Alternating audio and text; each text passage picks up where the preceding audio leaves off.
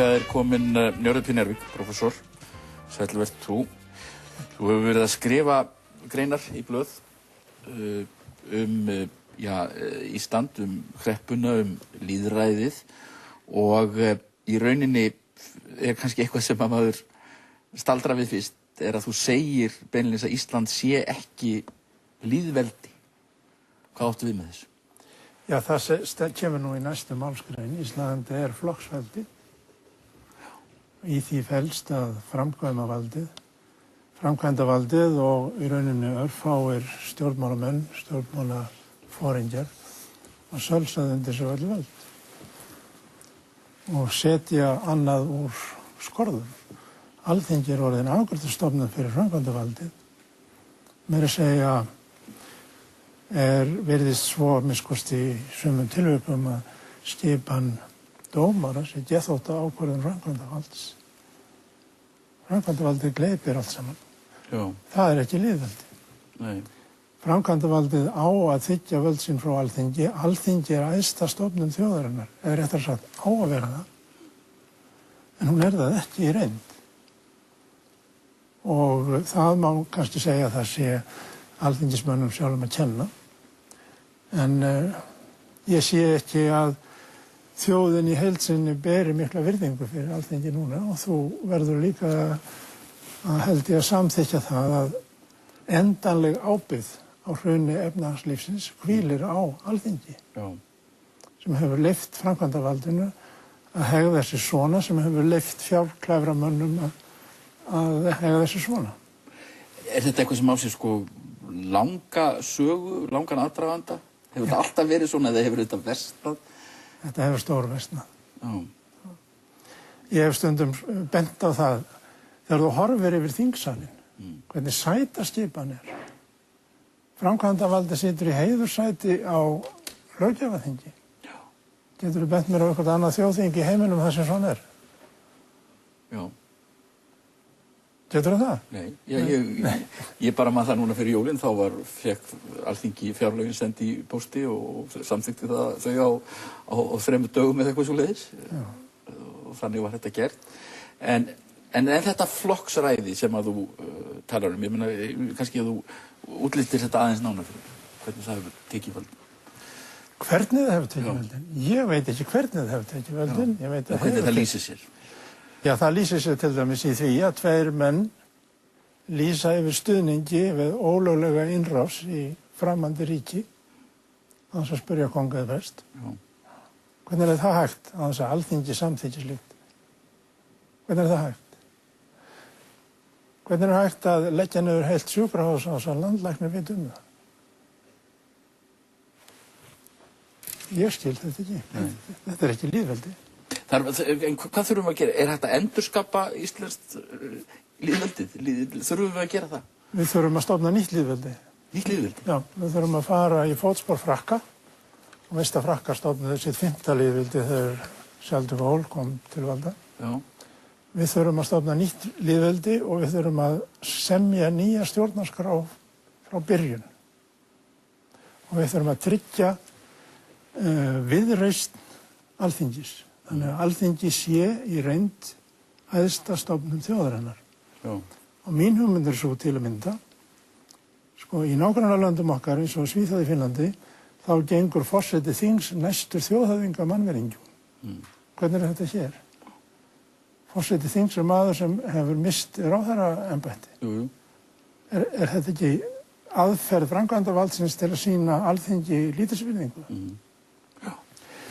Hvernig væri að forseti þingsins væri þjóðkjörinn? Og síðan held ég að við ættum að taka upp finnska kerfið, þar að segja þú kýst 1 mann og bara 1 mann, allir frambjóðendur allra flokka hafa ákveðið númer sem dregið Svo kýstu 1 mann og hann dregur aðra sína flokksmenn með sér. Með þessu móti getur flokkur ekki raðað á lista. Nei. Síðan tel ég að það nú að fækka þingmönnum, en ekkert óskaplega mikið, það getur verið kannski 49 eða 41, eitthvað þessum þar. Og að þeir mættu ekki gegna neinum öðrum störfum með þingstörfum.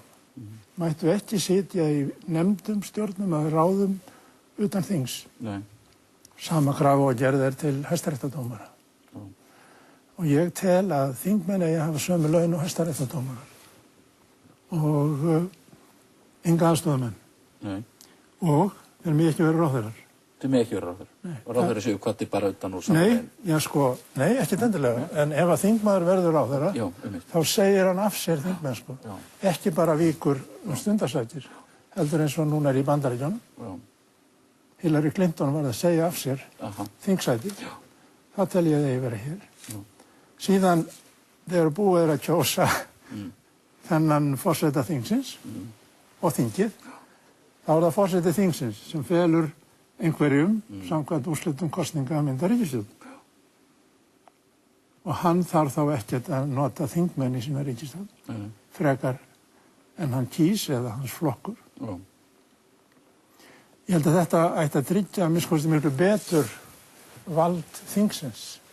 Annað íslenska lýðveldið? Já. Að því verið beinlis lýst yfir eða þarf menn fari í þá stjórnarskrá-vinnu að búa til nýja stjórnarskrá fyrir annað íslenska lýðveldið? Ekki þeir. Menn, stjórnlagaþing? Ég held að staðan sé núna svo alvarleg, held ég, Egill, fyrirgefðu, að þjóðin muni ekki láta bjóða sér þetta miklu lengur. Til dæmis þess að framkomi heilbrigðisráðherra núna. Og þjóðin getur kannski farið að neita að hlýða stjórnvöldum. Hvað gerist þá? Þá verður hér öngþveiti og glundroði og þá getur orðið jarðvegur fyrir lýðskrumara. Ég held að réttast væri að leysa þingið upp, ríkisstjórn leiði niður völd, skipuð yrði neyðarstjórn til bráðabirgða til 12 eða 16 mánuði. Og henni væri falið annars vegar að gera upp fortíðina. Ég get ekki séð að sömu menn og bera ábyrgð á hruninu eða rannsaka það. Og hins vegar eigi þessi neyðarstjórn að semja nýja stjórnarskrá. Og þá stjórnarskrá eigi síðan að bera upp á næsta ári undir þjóðaratkvæði. Og þegar sú stjórnarskrá hefur verið samþykkt, þá sé kosið nýtt þing eftir henni. En ertu ekki hræddur þetta fari í hitt farið að það verði kosið aftur og það verði sömu flokkar í boði og sömu menn í boði? Var það ekki gamli Karl Marx sem sagði valdameskina gerir allt sem hann getur til þess að halda völdum? En þjóðin verður að standa gegn því. En þú nefnir lýðskrumara. Hefur áhyggjur af því að þetta getur verið, ástandið núna getur verið farvegur fyrir lýðskrumara? Já, við höfum það annars staðar frá. Við höfum reynslu af því. Af hverju komst Jürg Haider til valda? Af hverju komst Karl Hagen í Noregi? Af hverju? Það er á grundvelli fordóma og óöryggis og ótta og glundróða. Því skildi það ekki geta gerst hér. En eins og segi, ég bara spyr, þetta eru róttækar og kröftugar hugmyndir sem þú ert að boða. Hefurðu trú á því að þetta gæti gerst svona? Já, það gæti gerst, já. Því skildi ekki geta gerst. Ef við hugsum allt okkar kerfi, allt okkar stjórnkerfi upp á nýtt. Sko, nú er tækifæri til þess. Og ekki bara tækifæri, heldur nauðsyn að við spyrjum okkur hvers konar þjóðfélag, hvers konar stjórnskipun viljum við hafa. Við höfum prófað frjálshyggjuna og við vitum hvert hún hefur skilað okkur. Allt sem hefur byggst á henni er hrunið. Þá verðum við að finna nýja leið. Og það verður ekki gert nema að fara og kanna undirstöður þjóðfélagsins. Ekki með einhverjum smá tilfærslum hér og þar. Það skilar engu. Og það er náttúrulega það sem stjórnmálamennir vilja. Og við höfum náttúrulega haft valdakerfi sem að byggir á stjórnmálamennum og svo afskaplega nánum tengslum þegar við, eða ráðandi afla við þetta svo kallaða viðskiptalíf. Þetta er einhvern veginn verið svona eins og... En sjáðu nú stöðun í dag. Og sjáðu leiðtoga ríkisstjórnarinnar. Hvað boðar þessi leiðtogi okkur? Hver er framtíðarsýn? Hvað vill hann? Veitum við eitthvað um það? Nei. Er einhver stefna? Ég tók eftir til þess að Sarkozy í Frakklandi, hann talar að það þurfa að byggja nýjan kapitalisma sem sé siðrænn kapitalismi. Ég veit ekki hvað maður á að taka mikið mark á því, en svo horfa maður náttúrulega líklega á Obama í Bandaríkjunum, hvað hann boðar. En þarna er þó einhver framtíðarsýn, vonandi. Hér er engin framtíðarsýn að því ég fæ skilið. Nei. Njörður, við þurfum víst að klára þetta. Þakka þér fyrir að koma í þáttinn, við erum aftur á dagskrá fyrir að viku liðinni.